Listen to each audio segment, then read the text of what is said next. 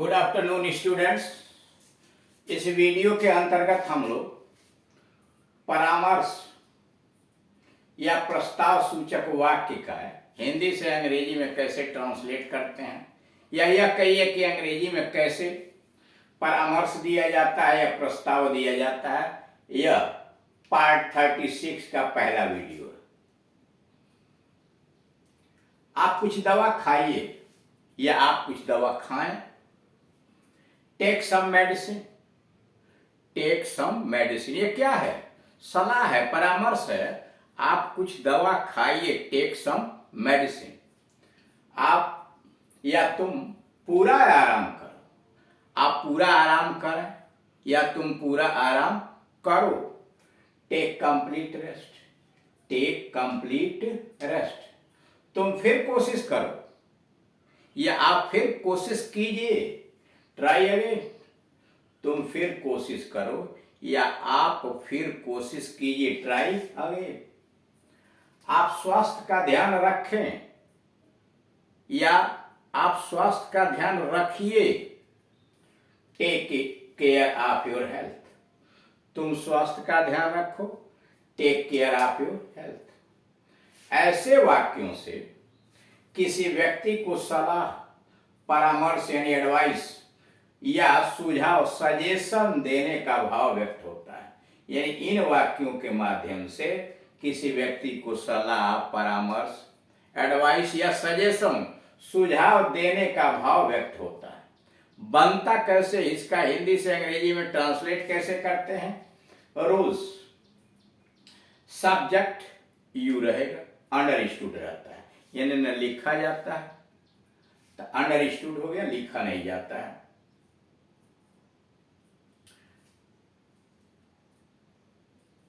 Subject you understood plus infinitive without to और plus other words. इसके बाद बाकी जैसे टेक कंप्लीट रेस्ट। अब टेक क्या है, यहां देख रहे हैं, यह इन्फिनिटिव मान लिया गया है, और complete rest other words, others. Try again, try हो गया इन्फिनिटिव, अदर वर्ड्स। ऐसे वाक्यों का अनुवाद इस प्रकार से भी हो सकता है, यानी यही वाक्य इस प्रकार से भी हो सकते हैं। कुछ तुम कुछ दवा खाओ, you might take some medicine. जैसे ये है ना, आप कुछ दवा खाइए, you might take some medicine. आप कुछ या तुम कुछ दवा खाओ, you might take some medicine.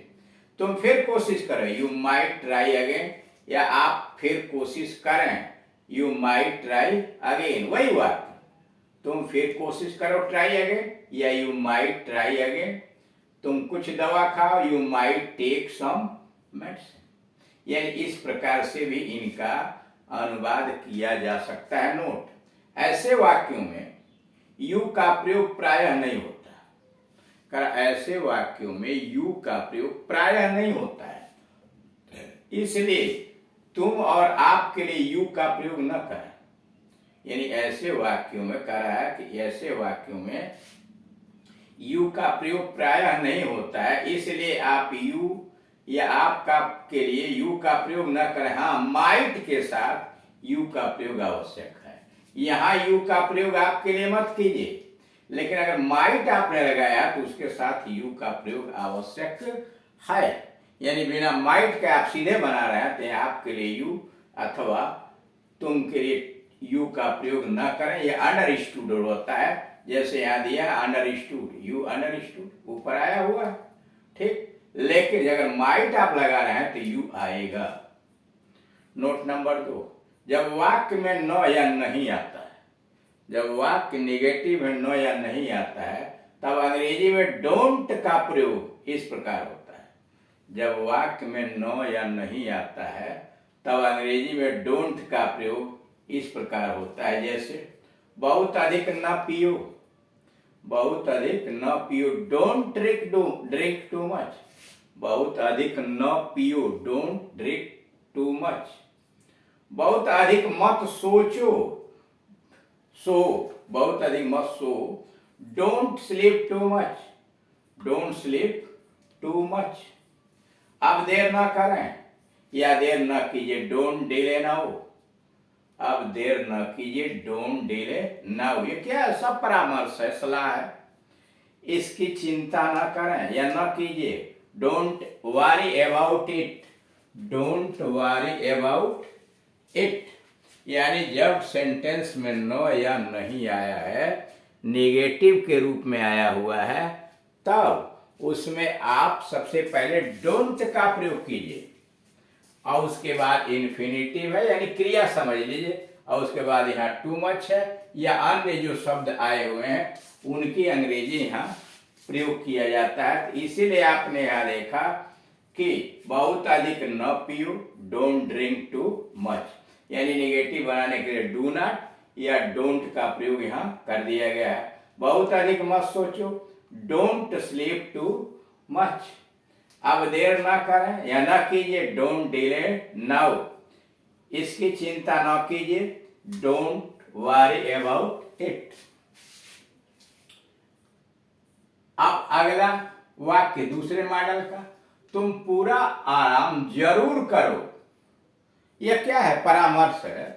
तुम पूरा आराम जरूर करो या अवश्य करो, या आप पूरा आराम अवश्य कीजिए।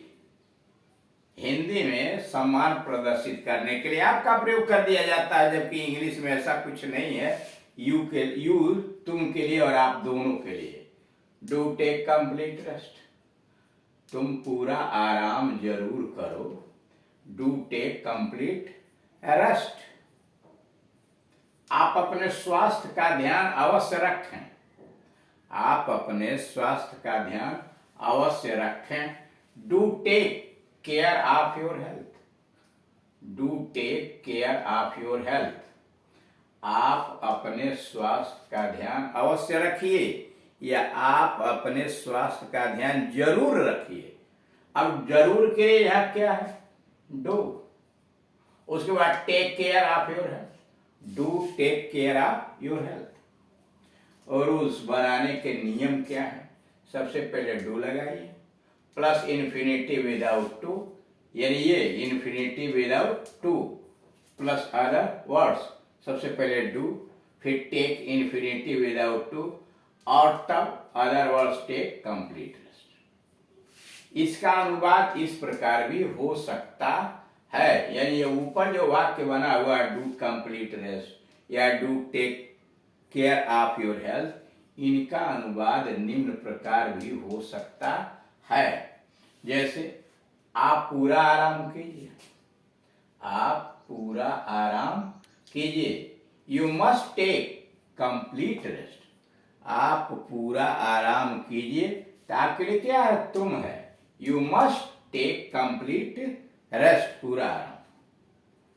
दूसरा, आप अपने स्वास्थ्य का ध्यान अवश्य रखिए। वही वाक्य है, आप अपने स्वास्थ्य का ध्यान जरूर रखिए या आवश्यक रखिए। You must take care of your health, you must take care of your health. आप अपने स्वास्थ्य का ध्यान अवश्य रखें या रखिए। You must take care of your health. तीसरा है, तुम सच जरूर बोलो, तुम सच जरूर बोलो। You must speak the truth, you must speak the truth या डू स्पीक द ट्रूथ। ध्यान दीजिएगा, तुम सच जरूर बोलो, ठीक। You must speak the truth या डू स्पीक द ट्रूथ। वह डॉक्टर से अवश्य मिले, वह डॉक्टर से अवश्य मिले। He must consult a doctor, he must consult, consult सलाह लेना, मिलना। He must consult a doctor, वह डॉक्टर से अवश्य मिले। He must consult a doctor. और रोज बनाने का तरीका क्या है? सब्जेक्ट रखिए, प्लस मस्ट रखिए, plus infinitive without to. Subject plus must plus infinitive without to plus other words. रोज subject plus must plus infinitive without to plus other words. ऐसे वाक्यों से जोरदार एम्फेटिक सलाह सुझाव का बोध होता है। ऐसे वाक्यों से जोरदार यानी एम्फेटिक सलाह या सुझाव का बोध होता है। नोट नंबर 1, डू का प्रयोग तब होता है जब वाक्य का कर्ता होता है यू, यानी जरूर या अवश्य की अंग्रेजी डू तब लगाते हैं जब वाक्य का कर्ता होता है यू, यानी तुम या आप। जैसे यहां दिया हुआ है ना, यू मस्ट, कहां चला, you must speak the truth, तुम सच जरूर बोलो, डू स्पीक द ट्रूथ।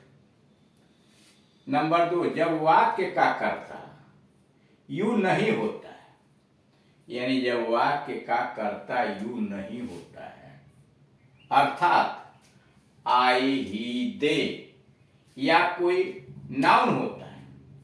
कह रहा जब वाक्य का कर्ता यू नहीं होता है, यू के स्थान पर कर्ता ही हुआ, सी हुआ, अथवा दे हुआ या कोई नाउन होता है, तब अनुवाद में मस्ट का प्रयोग होता है, डू का प्रयोग नहीं होता है।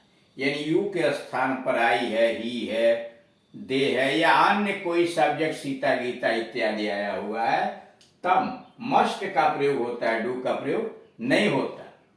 इस प्रकार यू के साथ डू भी लगा सकते हैं, मस्ट भी लगा सकते हैं, यानी दोनों का प्रयोग हो सकता है, पर अन्य कर्ता के साथ केवल मस्ट का ही प्रयोग होता है। ध्यान दें, इस प्रकार यू के साथ डू और मस्ट दोनों का प्रयोग होता है, पर अन्य कर्ता के साथ केवल मस्ट का ही प्रयोग होता है।